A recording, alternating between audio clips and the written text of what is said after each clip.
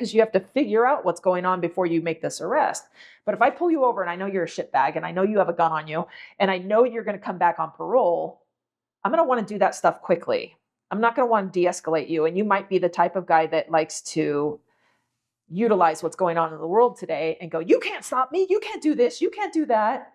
Well, I can, and it's hands-on time. But those guys aren't being stopped anymore because cops can't do their jobs anymore. Right. You know what I mean? Right. So now everybody gets a chance to run from the police, and it's just not right. And you're going to start feeling it. I mean, San Francisco is feeling it. They have to close down stores because everybody's like, cool, now we can loot because the cops can't stop us anymore. Right.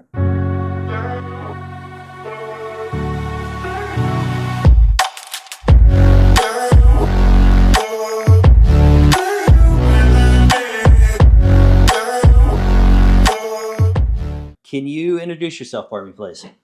My name is Jess Perryman. And Jess, can you tell me where you grew up? I grew up in Montana. I did elementary school from 3rd grade on in Park County, Livingston, Montana. Okay. And then we moved around a lot, and we ended up in Belgrade, Montana, which is just outside of Bozeman, and it's in the Gallatin Valley. Most people know it as the Gallatin Valley. Okay.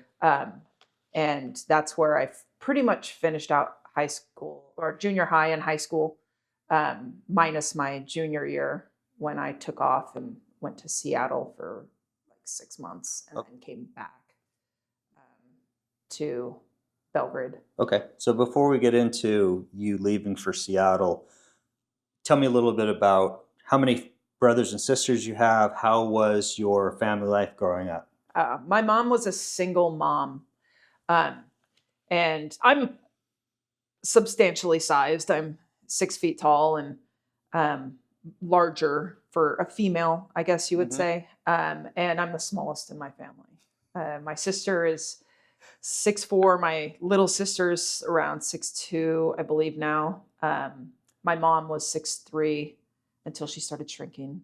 And my dad was pretty tall. He left at a very early age.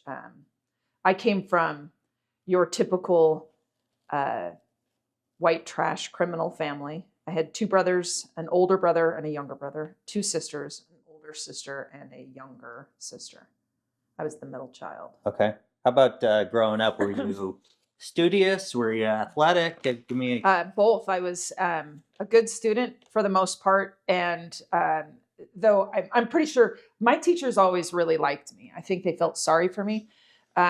And saw a lot of potential in me.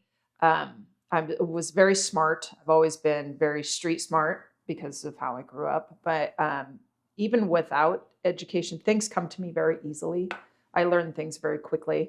I can learn things visually. I can learn them audibly. You know, it doesn't. My learning style has been very helpful for me in succeeding in whatever I do. I'm quick study. School was easy for me, with the exception of drafting. But I mean, school was easy, which was helpful because I left at a very young age and lived on my own. So yeah. So why was that? What was family life just chaotic for you? My mom had, after my dad left when I was very young, my mom had remarried and still continued to have the same kind of relationships that involved a lot of domestic violence and a lot of hostility and static. And she didn't really, my mom wanted all boys, and she didn't really like me. Not only was I the smallest, but I'm the only one with dark hair and dark eyes. So I very much resemble my father. And she did not like him at all. So I think that carried on to our relationship. She's a little bit nutty as well, very strong-willed, very quick-fused person. For example, my neighbors and I are all very close, very good friends. But when I was growing up, my mom could not get along with any of our neighbors. There was constant fighting within the neighborhood. And I believe she taught me a lot because I wanted to be the exact opposite. So I'm super close with my neighbors. Things are very, very important to me.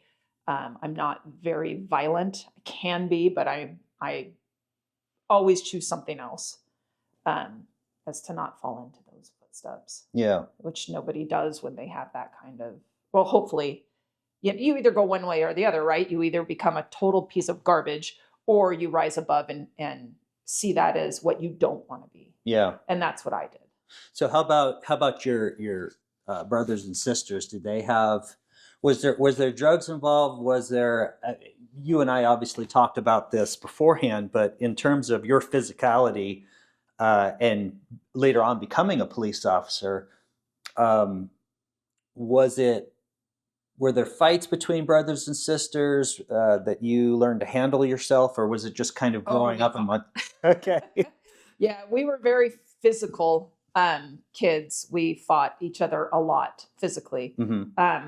Broken noses, like, I mean, Oh, wow. fighting, Wow, like real fighting. yeah. So, I mean, even just play fighting. We did kung fu fighting on the front lawn, and I ended up with a broken nose. So, like we when we hit it hard. Okay. And they were all much larger than I am, but I'm pretty feisty. Mhm. I'm not one to back down Yeah. from much Okay. or anything. And, I'll take on a challenge, which, realizing later on in my life, that's kind of who I was. My family was very much a challenge, and I constantly took them on. Yeah. There was a lot of drugs in my family. My mom ultimately stopped doing drugs because, from what I understand, and again, like, since I was a teenager, I don't see my family. I don't spend time with them. The only one I see is my sister, and that Mhm. was very much later in life. That was well into my 30s when we started spending time together, and that's when her life changed. She had kids, and they were way more important to her than drugs and the lifestyle that she was living. Mm. So that helped us kind of bond. And I think she's got a deep hatred for my mom that I don't have. I kind of have an admiration. She had 5 kids. I'm the smallest, so that tells you a lot. And she did it anyway. Yeah, she was heavily into drugs when I was younger, but got really sick and then stopped smoking, stopped doing a lot of things, and never gave us up. She never gave any of her children up. Hmm. Was she a good mom? In that sense, yes. She stood by her kids. Was she physically and mentally abusive? Yeah. But what do you do with that? And what I did with it, and from a very, very young age, I just knew that I was the cop in the family. I just knew that I was the different one. I just knew that I was the one that wasn't going that way. I was going this way. And Where do you think that came from? I think it came from my grandmother, me having someone in the family that I wanted to be very, very proud of me. And in the conversations that I would overhear with my grandparents and my mom, I knew that they weren't proud of her. They loved her. She was one of 2 of their children, but they weren't happy with how things were going. My grandfather had been in the Air Force during the World War, and I very much admired him. And then just kind of finding out stuff about my dad and how violent he was and how many times he'd been in and out of jail made me really go, I think what I would really like to do is more either firefighting or law enforcement. Did you ever have a relationship with your dad? No. Okay. Who was if mom was kind of chaotic, were your grandparents kind of your role models? My grandfathers, my grandfather on my dad's side isn't really even his dad. Mm. It's his stepdad. And he's extremely intelligent. He's an accountant. That made me think, well, he had said something to me. He said, knowledge is power. And I just carried that on through my life. I knew as a female, wanting to be a police officer or a firefighter, I had to, if I couldn't be the strongest, I had to be the smartest. And I never liked to be with people that were dumber than me. I always wanted to be like the dumbest one in the room, because if I was the dumbest one in the room, when I walked out of that room, I had more. And that's kind of how I looked at it with the people that I dated. Not initially, but as I grew up, I wanted to date the smarter people, Mm-hmm. the ones that had done something with their life. Mm-hmm. I was uneducated. I had never gone to college for a degree, like not a 4-year college. I had tons of college credits, but I'd never gone to college, and I considered myself uneducated. So I don't have a formal education, but I know everything. Right. And by that, I mean, I built this room. When I retired, now what am I going to do? So I learned something. So I learned carpentry. I learned how to do all of this, to be an electrician, to be a plumber. I would just learn and soak it up. Mm. I had to keep busy. Okay, so at some point in high school or junior high, you end up leaving. Yeah. When is that? What is it? High school, junior high? Yeah, it's after my sophomore year. I just kept running Okay. away. Okay. My grandmother had given me $900 for a car, and I had a Dodge Royal Monaco, and this thing was huge. Like 20 of us could fit in it, and it was just this big car, and that gave me the freedom that I needed and wanted. My mom and I were physically fighting each other, and at that point, I was the size I am now. She was still a little bit bigger than me, and we were like physically fighting, which was not good. And I knew that I just needed to get out of there. There were fears in that, how am I going to continue school, which was very important to me. Mm-hmm. Where am I going to live? Yeah. And then what am I going to do? How is this going to look? So I literally went to each and every teacher that was important to me, and teachers were huge in my life, and asked them, how does this look to you? And one of them, who was also my coach, Mrs. Starkey, said to me, how does it look to you? What are you going to do with it? Are you going to get pregnant like most of your friends? Are you going to party like the other half of your friends? I grew up in the 80s. So are you going to be a stoner, Mm-hmm. which was somebody that smoked pot and, drank and did all these things? Or are you going to be focused? And I think I made a decision very early on. If I was going to leave home, I didn't want to be a problem for the police. I wanted to, when they came to talk to me, or my coaches or the school brought me in, which they did several times, my argument would be better than my mom's. Like, hey, I'm working. I've got 2 jobs. I go to school every day. My grades are still good. I'm not doing anything. After school, I go to work. It was hard because my senior year, I was out of sports. I didn't have time to do sports anymore, but it was easy for me because I grew up in a small town. So I had a lot of community support. My teachers supported me, and my friends' parents also were very supportive of me. So when you get out, when you leave the home in your sophomore year, how old are you? I'm 16, almost 17. So where do you go? Who do you live with? I lived in my car for a little bit. Okay. I lived in the summertime, Montana State University in Bozeman. They rent out all their, when the kids all go home for the summer, they rent out those dorms. And a group of us had rented out a dorm. And then my senior year, I rented a house, or it was an apartment above Pizza House Express. And actually, one of my classmates' dads owned the Pizza House Express and that apartment, and knew of me, was proud of me, and allowed me to rent that space. Wow. And then I just stuck it out until I graduated. And then the night of my graduation, I walked and grabbed my diploma, and walked out. Literally walked out. Didn't wait for the throwing of the hats or anything like that. Just walked out. So much so that they took a picture of me and put me in the newspaper. They said, where are you going? I said, I'm going to California. And like an idiot, I said, I'm going to De Anza College, not realizing it was a 2-year college. I'm going to get my degree, become a journalist or a cop. And I did. Well, I did not become a journalist, but I did become a cop. So A little bit about your personal life, because I want to ask you about this as you start to go into law enforcement. At what age did you realize you were gay? I think you kind of know. What I was realizing is I was not really good in relationships, and I didn't know why. I thought maybe it's my mom, her relationships that I was part of and seen were just, ugh, I'm just like, ugh. And I found myself dating guys, but not really liking them that way. But I was focused on where I was going, not where my relationships were going.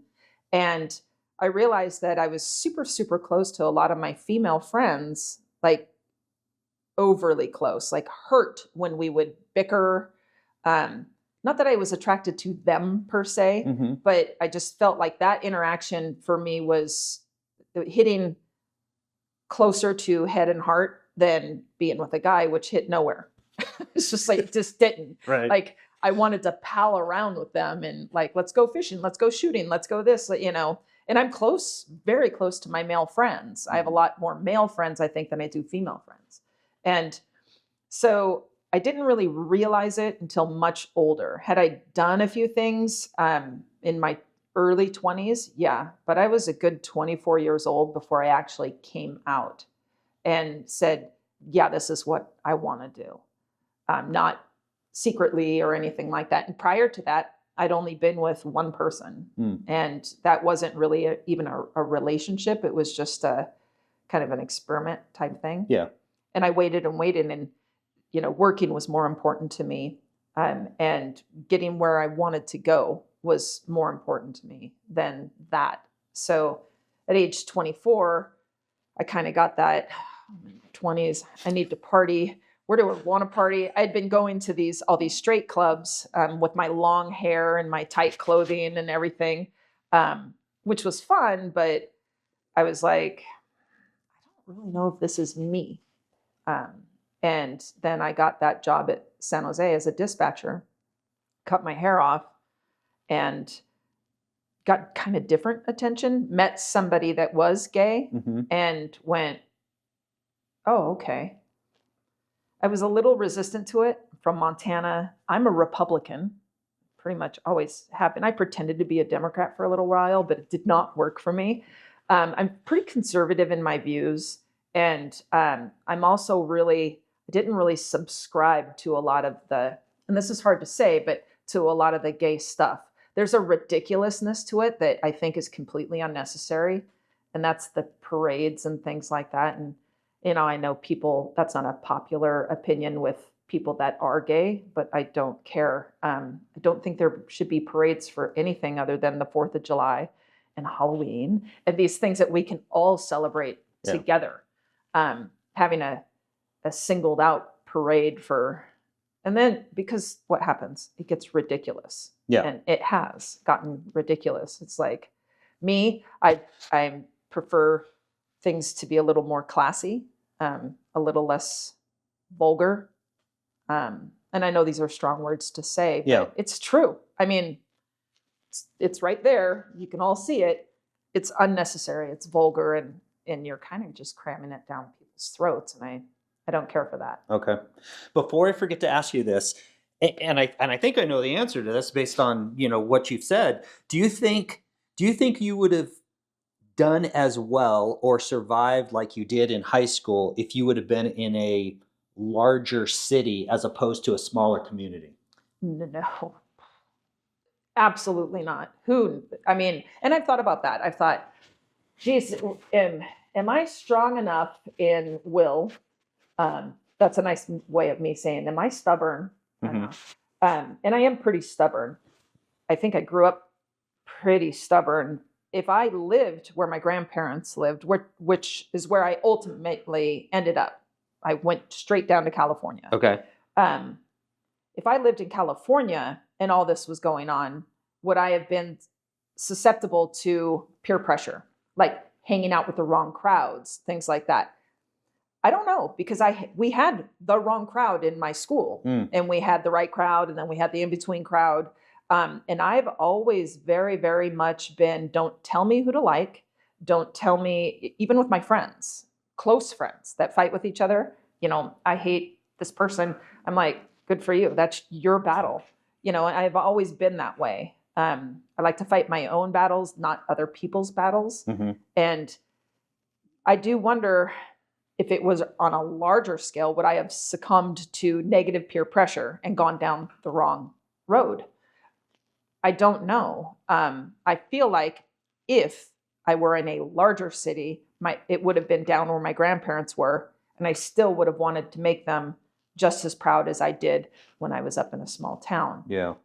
And they would have been able to help me. Yeah. So if they weren't alive, who knows? But I kind of feel it's in you. You either want to do well and you've set your mind to that, or you don't.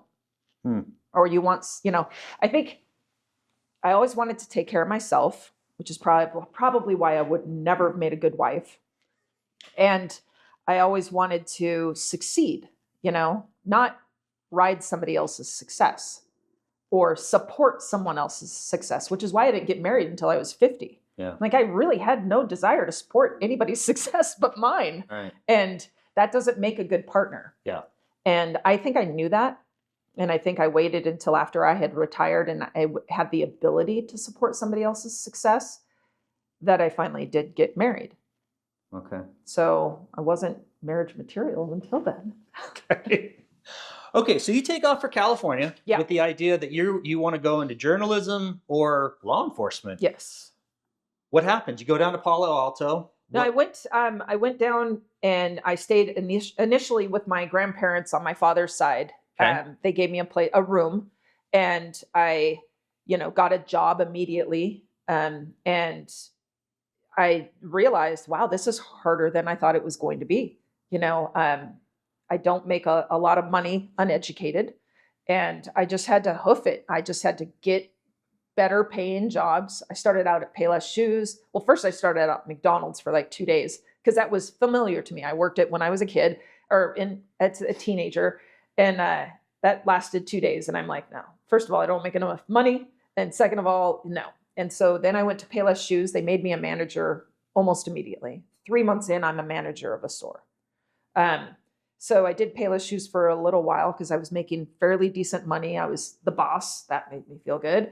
And it worked for me. But then I went down into deep San Jose and was a manager of a store that had a lot of crime around it and pilferage and issues. And we ended up getting robbed. And my reaction to that ended up not being good. I'm like, okay, we're not getting robbed again because I'm fortifying this store and we're going to have weapons and the whole bit. And my supervisor's like, no.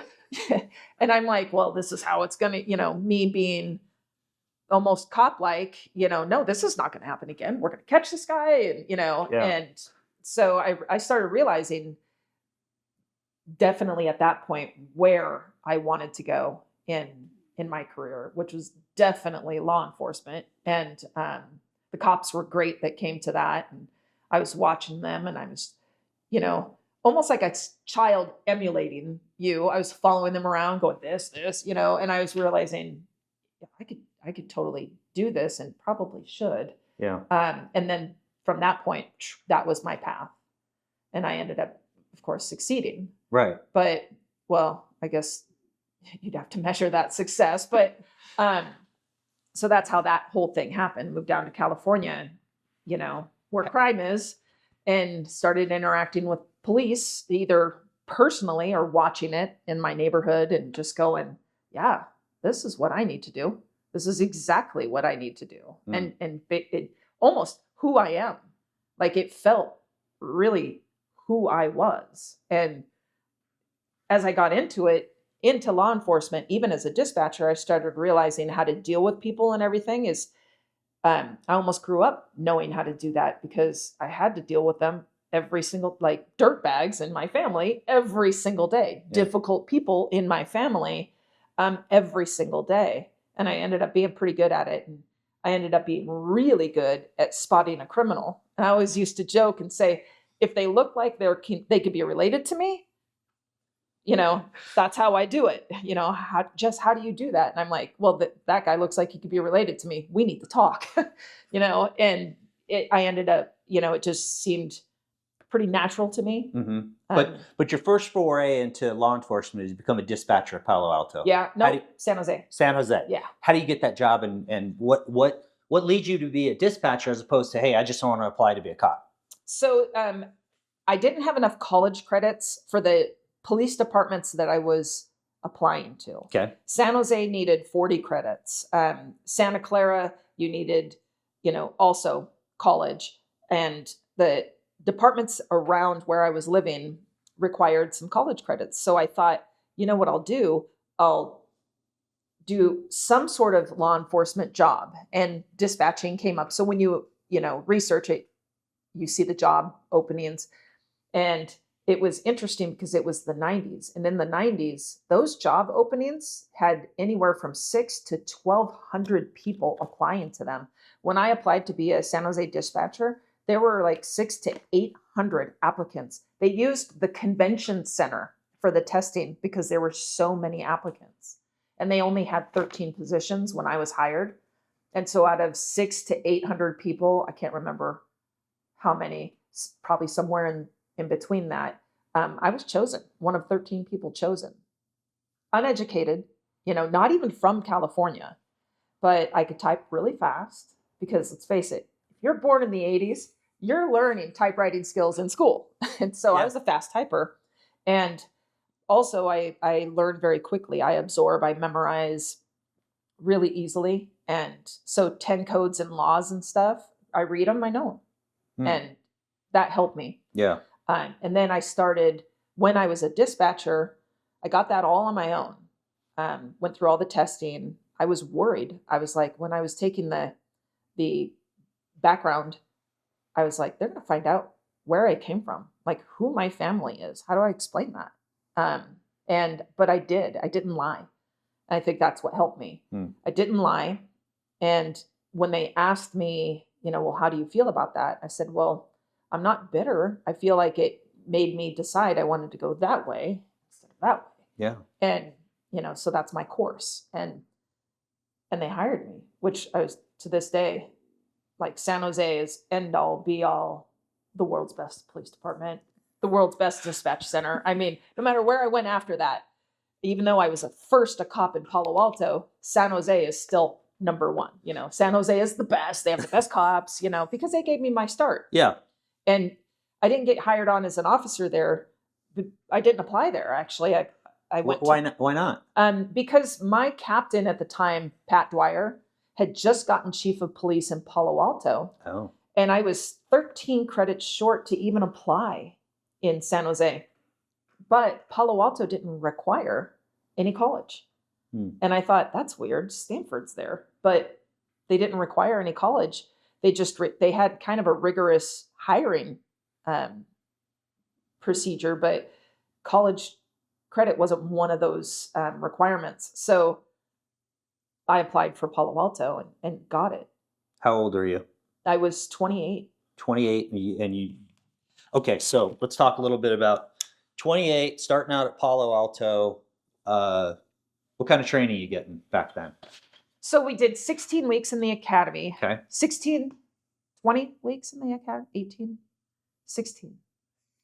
I don't know. The I can academy never was remember fun. either. Something like that. But, you're in the academy all summer long. So, I think we entered mid-July. So July, August, September, October, November. So yeah, you're in the academy for 5 months. So what's that? 20 weeks? Yeah. Almost 5 full months. So, and then after you're released from the academy, and I went to Evergreen Police Academy. And at the time, when I applied for Palo Alto, this was a good realization to me that it's who you know, not just who you are. Mm-hmm. I had done well and gotten hired in Palo Alto because, number one, Pat Dwyer knew me. I was a dispatcher, and I was dating a sergeant, and then when I got hired, a lieutenant from Santa Clara that was very, very well respected. And that really got me in. And I didn't realize that that's what got me in. I had no idea how deeply rooted nepotism is in policing until that point. Looking back, not even then, but looking back, going, I'm so pissed off about all the nepotism that goes on and all the buddy and good old boy stuff, but it kind of how I got in is that same way. It's who you knew right. and what you had done previous to that. Explain to me in California. So we have Post in Idaho. They have the training facility up in Washington State. In California, do you have, are there multiple different training academies? Yes. Okay. Yeah.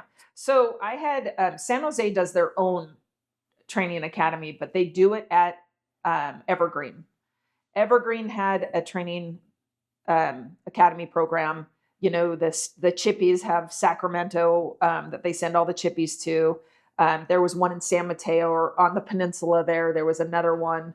And I believe there was even a third one close by. I can't remember what it's called. I can't remember what I had for breakfast, but now that I'm old. But, you know, there were several that you could go to because I lived in San Jose and was in Palo Alto. They sent their recruits to Evergreen. But it's not like they had to. They could have sent them to another academy.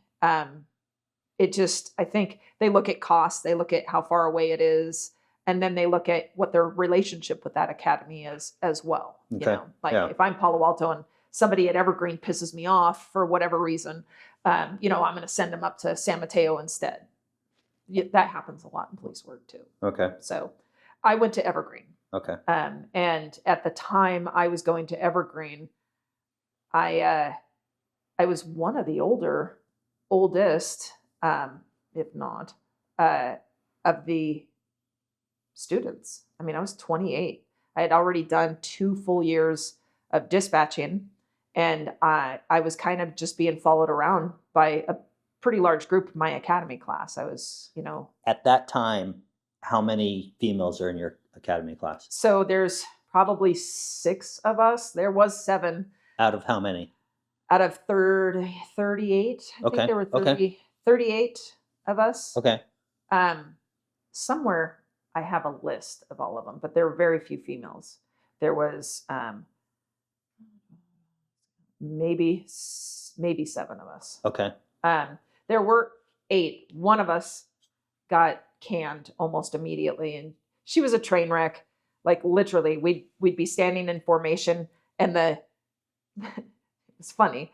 It was not funny, but now I look back and it's kind of funny. It's like, how stupid are you? But the guy on the lawnmower, that the landscaper, drives by, and we're in formation, and she goes, pew, pew, pew, pew, shoots at him.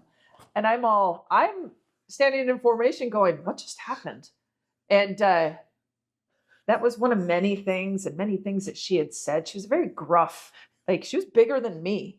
So I was pretty glad when she left, because I was like, she's bigger than me. And I quite honestly don't want to fight her, because if I don't win, anyway, she was gruff, and they got rid of her because of that ultimately. But there were many, many things. And I was just like, and she was a little bit closer to my age. And I'm one of those people that I watch what other people do and what they get in trouble for and learn from it.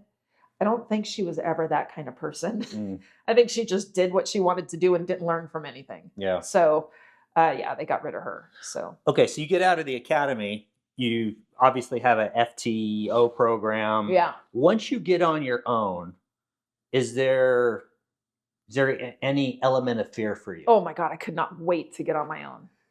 I couldn't wait. There's no element of fear for me on anything except for spiders.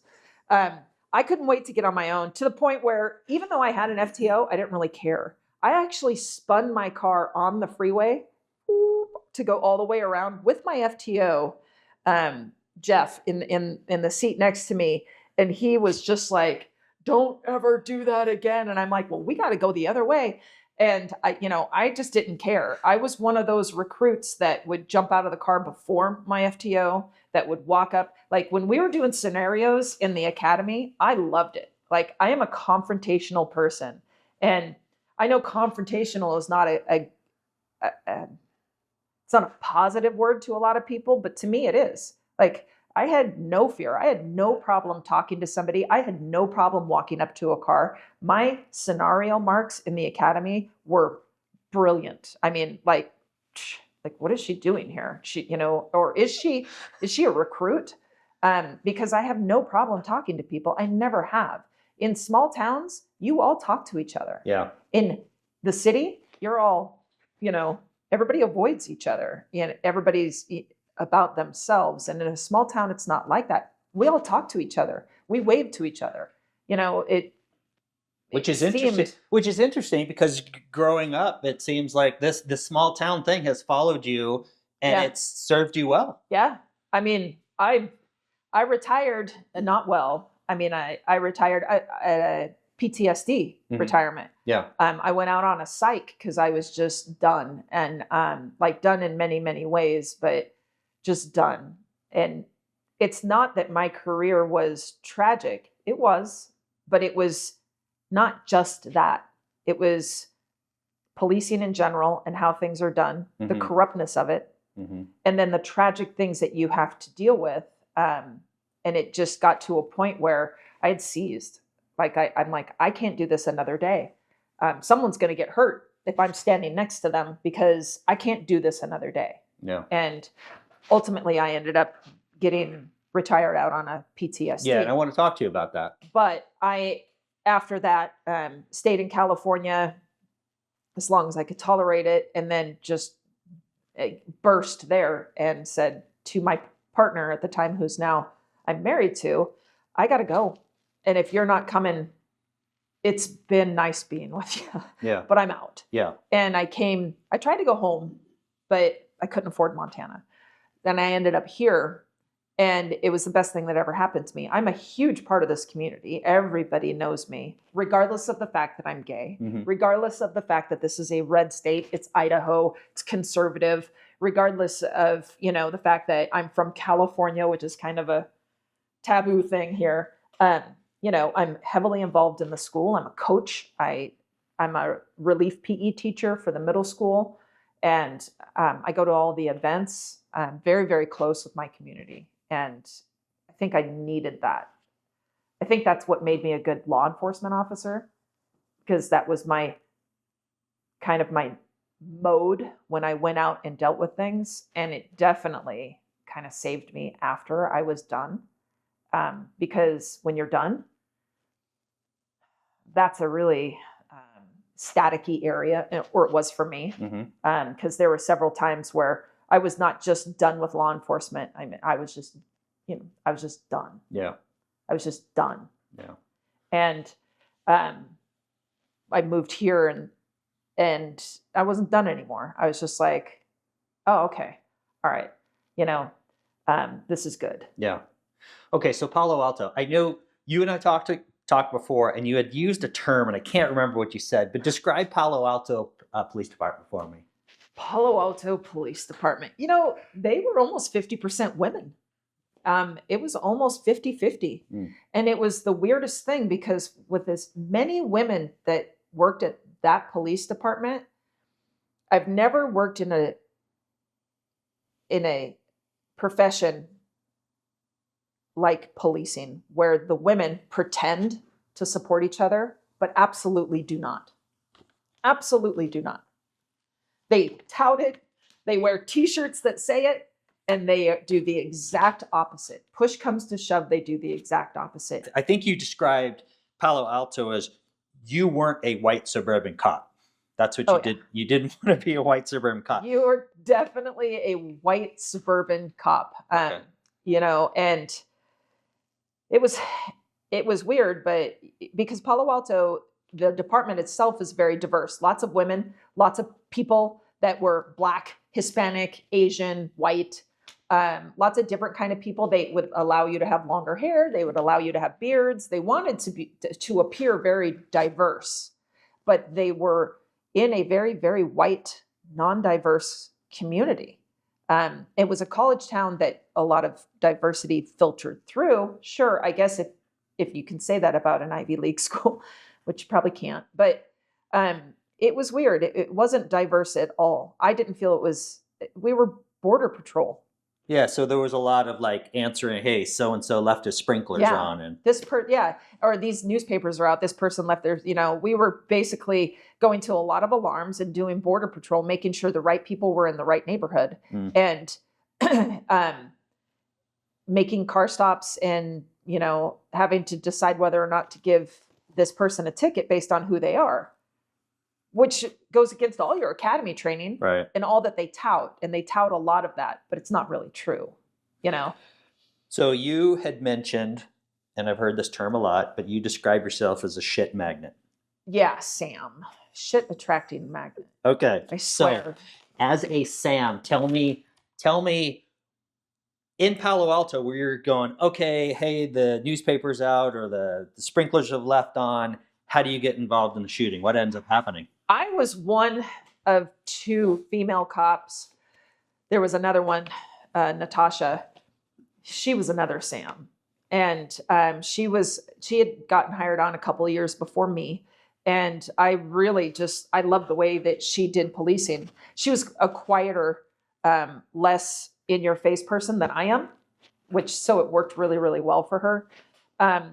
But she would find, like, if a criminal came into town, she almost like had a green light on her her car that would go off. I mean, I swear that she had vision that saw an aura around people that, you know, whether they look like you or not. Like, she would find Ted Bundy, right? She would know when she met Ted Bundy that he was a serial killer. And I was like, yeah, that's how I feel.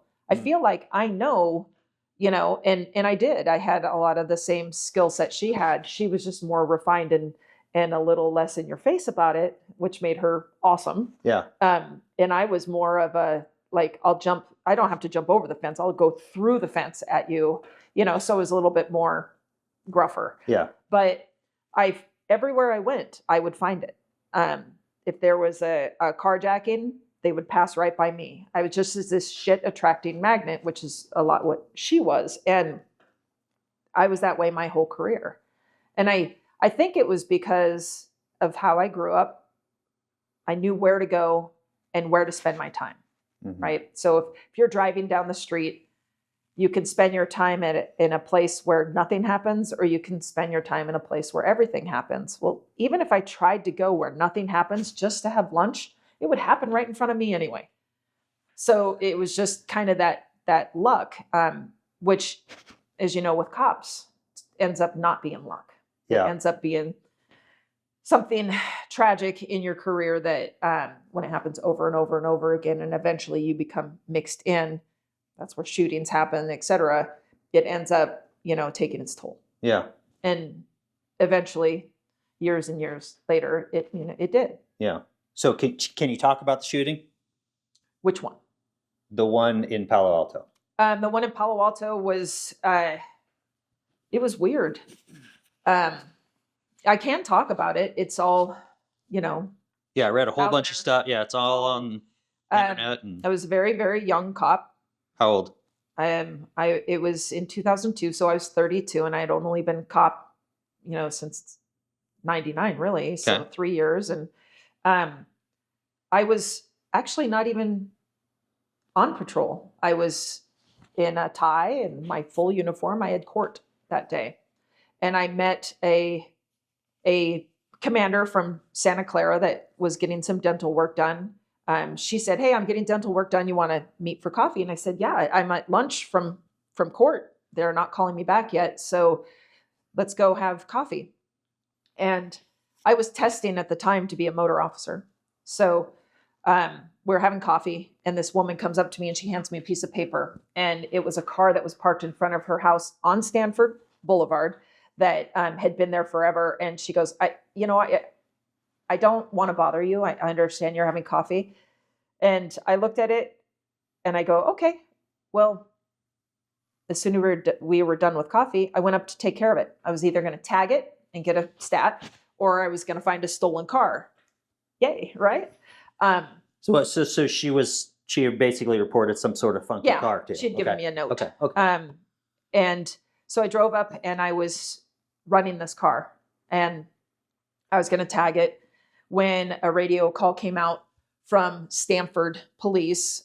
They had a community service officer up at the gate, which is where people would walk up to the dish. They would park on Stanford Boulevard and they would walk up to the gate and go up and do their exercise hike at the dish. And it's this beautiful place. And he said that he has his eyes on this guy that is breaking into cars.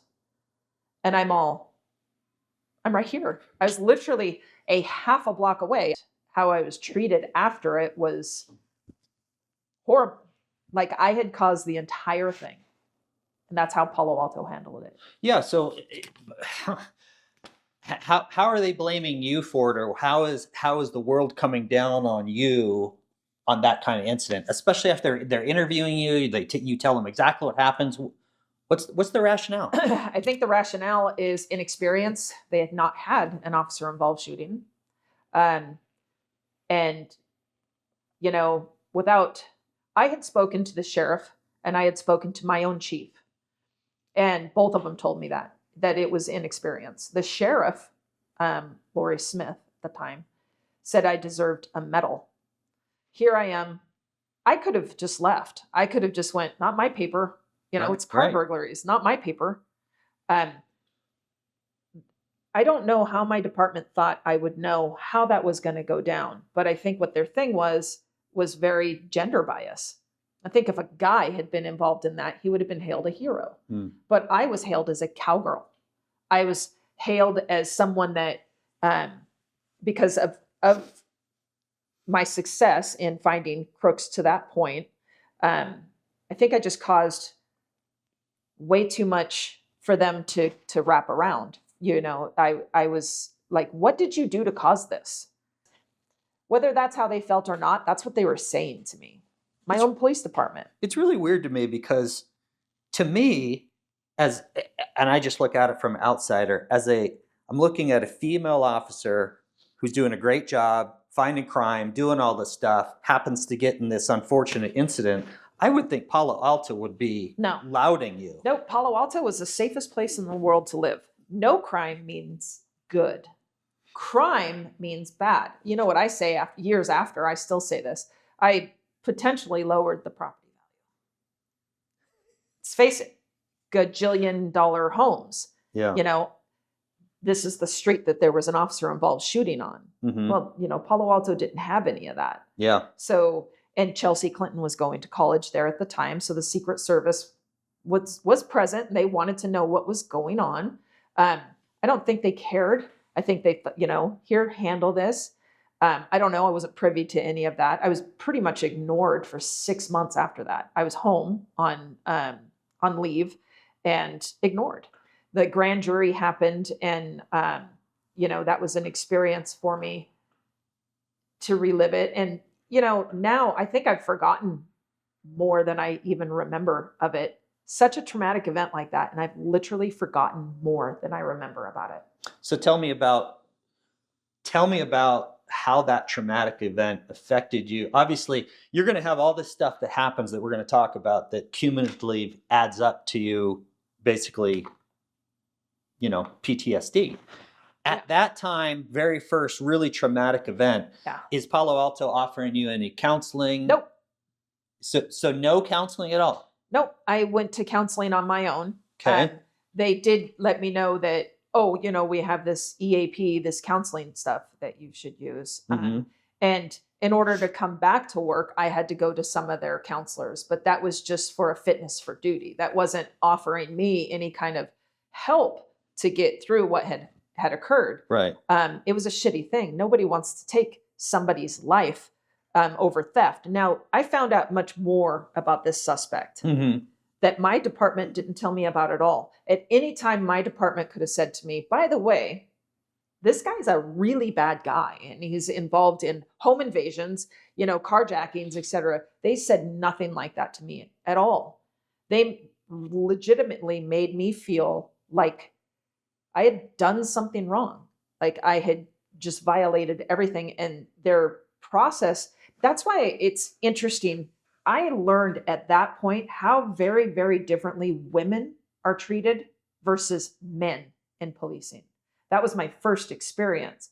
But then I also realized that I learned a very, very valuable lesson about in policing, it really matters who you are as to whether or not an internal affairs department is effective. And I learned that even more in Hayward. But if you are not a connected cop, daddy's not the chief or a lieutenant, your best friend didn't get you that job and he's now a lieutenant or part of command staff, and your IA'd as just a normal cop, man, when people say, oh, cops, they look out for their own and they cover stuff up, I'm like, no, they don't. It depends on who you are. They will cover it up for some of you. But the majority of us, we're persecuted. Like, that's their main goal, is to just like prove that you are a piece of garbage. And, I very much saw that in Hayward. And I got a glimpse of it in Palo Alto with my shooting. And it's sad, but it's true. The community at large in, I guess, democratic states think that cops cover for each other, and that you could not be more wrong. Some cops cover for some cops, but the majority of the police officers are good police officers that are very seriously policed within their police department. And anybody that wants to tell me that that's not true is just they don't know. You're just full of crap. You don't know. I do know. And let me tell you. How did the shooting though affect you personally, emotionally? Did you carry over? Does it still carry to this day, or as time, like anything else, time passes and you just kind of get over it? But immediately, what was the effect on you? Immediately, I was destroyed. Part of me was just so feeling sorry for the family. My younger brother's a piece of garbage, but I would never want that fate for him. Mm-hmm.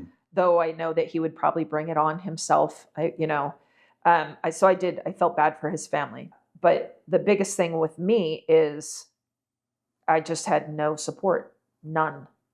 I had it from San Jose. I had it from every other police department. I had it from who was investigating it, which was the sheriff's department. And I didn't have it from my own. Which is so weird, because you're in a very affluent community, a very affluent police department. You'd think they would be on the cutting edge of giving you everything. That's probably exactly why I didn't have it. It was a very rich community that they just did not want this stuff happening in. That happens in East Palo Alto. That can even happen in Mountain View if it need be, but not beautiful, safe, celebrity Palo Alto. And I think that was my downfall. And I just could not wait to get out of white suburbia and where I needed to do policing. And Hayward was as far as community-wise, just an amazing fit for me. So how do you get to Hayward? What's the process there? The nepotism process.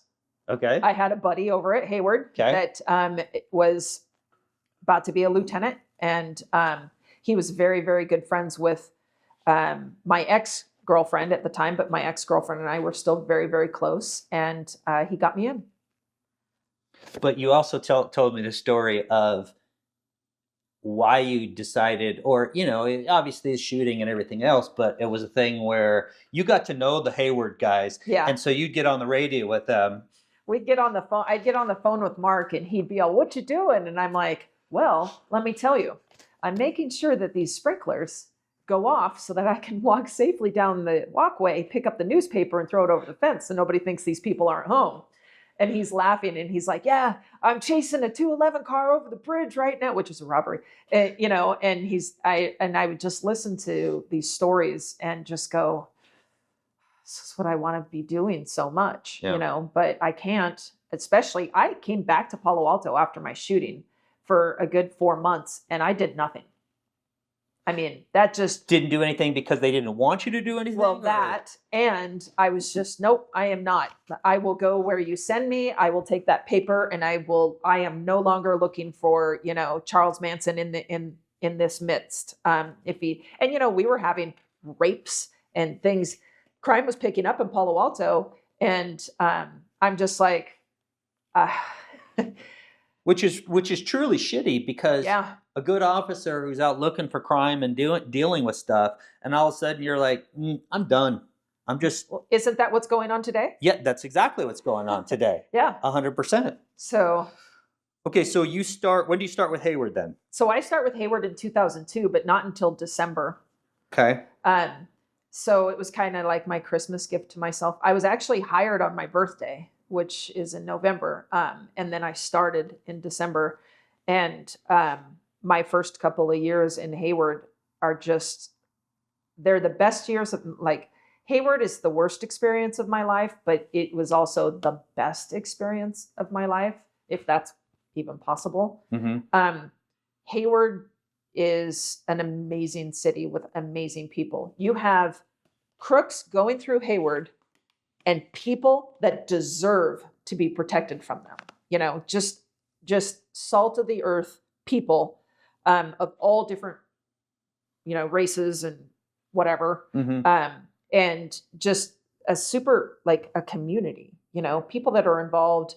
And it made me feel good to go into a neighborhood where there'd be like a crook, and I'm just saying crook instead of dirtbag or whatever, and help that community get rid of them, you know? Yeah. But we also had areas in Hayward where the community would help the crook get away. But, you know, you knew where those areas were.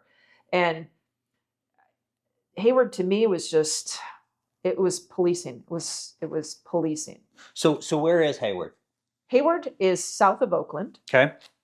And it is across the bridge from Palo Alto. So How big is the community? it is 92 square miles, and it, during the day, because it's kind of the heart of the bay, Mm-hmm. could have like 500 to 1,000 to 1,000,000 people travel through it. It's the heart of the bay. I mean, Okay. you literally have to go to Hayward or through Hayward. And I think the community itself, though, had 200,000 to 300,000 people in it. Okay. Heavy commercial area along the bay, because we were along the bay, and then a heavy residential area. So it really, 880 split it right in half. And on the east side of 880 was residential, and on the west side of 880 was some residential and mostly unincorporated, or like the corporate area, the industrial is what we called it, area. When you started, how many officers with Hayward? There were 200-ish. And it fluctuates from like 175. They're supposed to have 225, but because of budget cuts and all this other stuff and money, they operate right around 175 to 189 officers. So it's not a small police department. It's not like 20 of us. You know, it's pretty big. 3 different shifts, but not many women. Well, let's start off for the first couple of years when it's good. What kind of crime are you dealing with? Everything. I had 6 homicides that I was the paper officer on in 1 year. Homicides, like big homicides, major car accidents, lots of car chases, carjackings, shootings, constant shootings, pretty heavily in the gang aspect of things. We had lots of gangs. BART travels right through Hayward, so I felt like Oakland would just jump on BART, come down to Hayward, and do their business, and go right back up. Yeah, we had a lot. We had everything: fights, shootings, carjackings, daily, like all the time. Lots of DV, tons of DV. We had a street team. We had a narcotics team. It was hopping. How about one-man cars versus two-man cars? So we do have one-man cars. Our street teams ride in twos. We have, if we have, and that's budget. If we have extra money or a lot of people, like we have a team full of 13 cops. If all 13 showed up that day, we could double car, some cars, some floating cars. Yeah. But they called them X units or X-ray units. But for the most part, you and your beat partner, because we have overlapping shifts, there might be 3 cars in the George beat, but one of them swing shift, the other one's days leaving, then midnights comes on. So there's 2 of you, but you're in 2 separate cars. But you're never really more than a couple minutes away from each other. It's not like you have to wait, unless you're a female suing the city. It's not like you have to wait for backup. So we'll get into that later. Yeah. So you go from Palo Alto, which is sprinkler monitoring, to, man, I'm doing the job I should be doing. Yeah. Same question I had for you at Palo Alto. Are you ever worried for your safety? No. Okay. Loved it. Absolutely loved it. This dumbass would drive right into it. I'm just like, and I don't, you know, Hayward, you, I just felt like the crooks, the bad guys, you know, they they knew their job, they knew their job. And when you got into the mix, yeah, you needed to do what you needed to do. But and when I first got there, like I said, your cover was not far away, but it was, it went well. It was good. It's not South Central where you need to be too deep. And quite honestly, we used to joke about South Central. Too deep, that means two of you are dead now, one deep at least, Yeah. but it was, it's Oakland, it's part of Oakland. But I don't think it was 100% necessary all day long to have two-man cars. And I think it also depended on where you were. Now, crime could happen anywhere. Shootings can happen anywhere. Carjackings did happen everywhere. But if you're going deep into known gang territory, yeah, you go in two cars or two-man cars.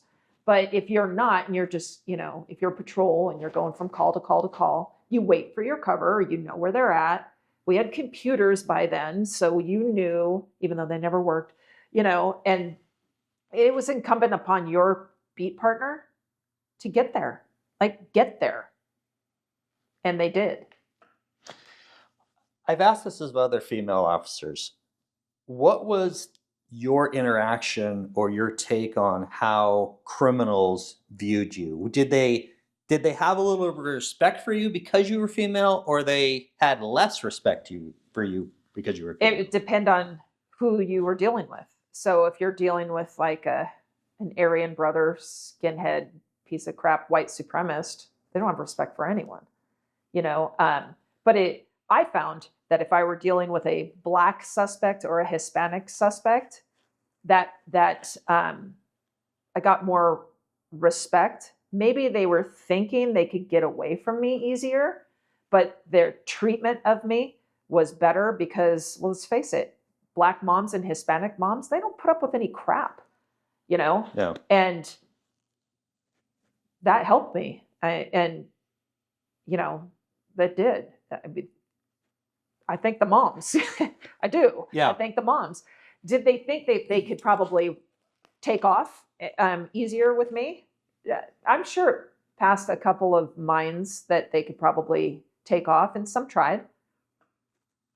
How about your verbal skills as a female? I've talked to other female officers, and like, yeah, no, I definitely have better verbal skills than my male partners. You describe yourself as a little bit more confrontational. Yeah. So did you have the ability to de-escalate, or you were just kind of, I don't know, describe it to me. So I was a little mixture of both. When I came from Palo Alto, I was like, sir, I'm going to need you to sit on the ground. And it didn't take me long to realize that they didn't respond to that in Hayward. There was a little different way that you had to talk with people. Mm-hmm. But I think the biggest thing is it's not necessarily verbal skills. If somebody is going to fight you or run from you, they've already made up their mind. Mm-hmm. That's what they're going to do for whatever reason. They got a gun, they got dope, they're going to try, right? They're going to take an opportunity if it's presented. So I think that, yeah, women probably do nag a little bit more than the guys do. And it's funny because I have a different opinion. They say, well, women are better communicators. No, we just like to talk. And quite honestly, you're giving this guy time to think about what he's going to do. Whereas a guy would show up and say, sit down on the ground, then go up and handcuff him, right? And I've seen this not work for women at all. Maybe it works with somebody that plans on not fighting you, but it does not work for somebody that plans on fighting you. You are giving them the time that they need to formulate the plan to bail or fight you. And so you need to know when to talk and when not to talk. So if you're going to a DV where, oh, he pushed me and he's not a guy that like whomps on his wife big time, you might have a few more talking skills. You might be able to calm him down a little bit, but that's quite a different situation. Maybe that works in a nicer town, but when you're in a town where you're literally busy dealing with actual criminals, not so much the DV stuff, it's situational. Your talking is giving this guy time to plan. Now you're on a DV call. Okay, use the talking then, right? Because you have to figure out what's going on before you make this arrest. But if I pull you over and I know you're a shitbag and I know you have a gun on you and I know you're going to come back on parole, I'm going to want to do that stuff quickly. I'm not going to want to de-escalate you. And you might be the type of guy that likes to utilize what's going on in the world today and go, you can't stop me. You can't do this. You can't do that. Well, I can, and it's hands-on time. But those guys aren't being stopped anymore because cops can't do their jobs anymore. Right. You know what I mean? Right. So now everybody gets a chance to run from the police, and it's just not right. And you're going to start feeling it. I mean, San Francisco is feeling it. They have to close down stores because everybody's like, cool, now we can loot because the cops can't stop us anymore. Right. So I don't know. To me, sometimes it's very necessary to have those verbal skills. And then sometimes you need to realize what's in front of you and act accordingly. So I don't think women do it any better than guys do. I think they're just touted for it more because women avoid fights, but they also have more people run from them and get away. So we get there and I send my dog in. He latches onto the guy, and during this fight of me trying to get him to the ground, my dog off of him, he had grabbed that leatherall and just jammed it right through my boot and foot. Take my coffee, and this is just all I want, right? And I go to drink it and I hear noise. And I look and I went, put my coffee down. There's a woman tied up and he's pushing her up and he's punching on her. For me, it started off really good. I loved it. I enjoyed it a lot until I rubbed a male officer the wrong way. And I didn't realize being gay really mattered until they just kept getting in my business. It was more of a fascination for them. You don't want to work here. This is not a well put together place. Keep your head down. I never really knew what that meant until I retired. And the next thing I know, I'm being called into the IA office for saying fuck in briefing. We ended up suing the police department hoping for change. We won, if you can call it that.